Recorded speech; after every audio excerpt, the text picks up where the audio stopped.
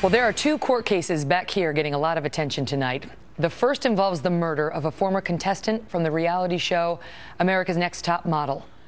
Mirjana Puhar was found shot to death, along with two other people, two men, in a home in Charlotte, North Carolina.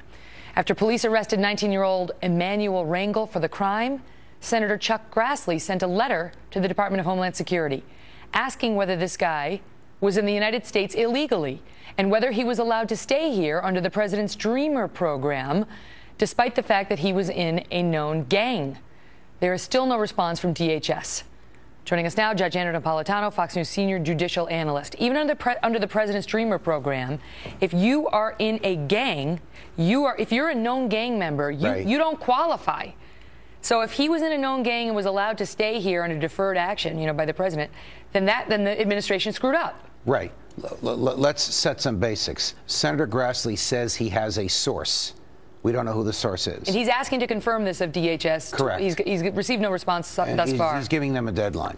But the program under which Senator Grassley's source believes he was allowed to stay here was not legislated by Congress. This is another executive order written by the president, inconsistent with federal law, which basically says to people like this: if you do A, B, C, D, and E, I won't deport you. And the president made up the A, B, C, D, and E. It's not in the statute.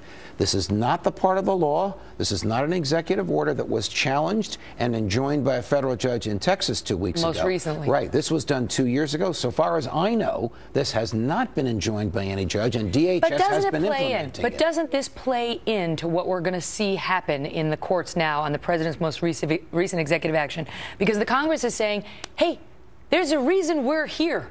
There's a reason we get to weigh in on the law when it comes to illegal immigration. And that reason is the Constitution, which says the Congress writes the laws and not the president. So when the president writes the laws and the Congress does nothing about it, and the whole government apparatus follows the president's newly written law the way he wants it to be, Congress is as much to blame as the president is. We should not accept this sitting down. Whether you think these people should be here or not is not the story. The president shouldn't be making that decision. Only Congress can. Well, and clearly, if this guy was a confirmed gang member who was here and never should have been then here, it's insane. Then the question about whether they can enforce their own executive orders according to the criteria the president sets with his pen and his phone is going to come up again in the context of his new executive order as well. I want to switch gears because there is a terrible case out of Fairhaven, Massachusetts, where an 18-year-old named Conrad Roy committed suicide, and now a friend of his, a young woman, Michelle Carter, has been charged with what? She's been charged with involuntary manslaughter by sending him emails and text messages and tweets that encouraged him to kill himself. This is a novel case, Megan. Do we know why she did it? I've never seen one like this.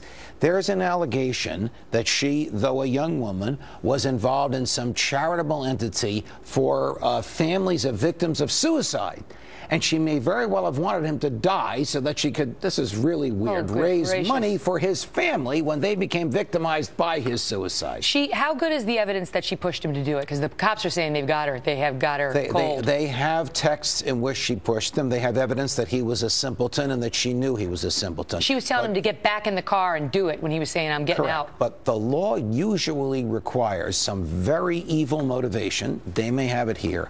And something more than words. The cases where people have been convicted of this in other states, the person who did the encouraging handed the gun, handed the weapon, somehow did more than just plain speech. But when he steps out of the car and she is saying, I don't know if I can go through with it, if this is in fact what happened, and she says, get back in and get it over with. It's a head scratcher as to why she would do this. If they convict her on that basis, it will be novel and dangerous because it brings pure speech into an area of crime. They're trying her in juvie court, but they say they're trying her as an adult in juvenile court. That's very unusual and unheard of. She faced real time? Yes, she faces 20 years, even though she was a juvenile at the time, and now she's been waived up to an adult court. Well, she claims that, I really couldn't see him live like this anymore. I couldn't have him live the way he was living anymore. So I wouldn't let him. But then she later, I did it, but I was being compassionate. Well, then she later texted internally, oh, my family's going to hate me and I could go to jail if they read my message. It's an interesting defense because the government has to prove motivation. And if she gets on the stand and gives this defense, it may defeat the government's motivation plan. We'll continue to watch it. Judge, good to see you. Always a pleasure, Megan.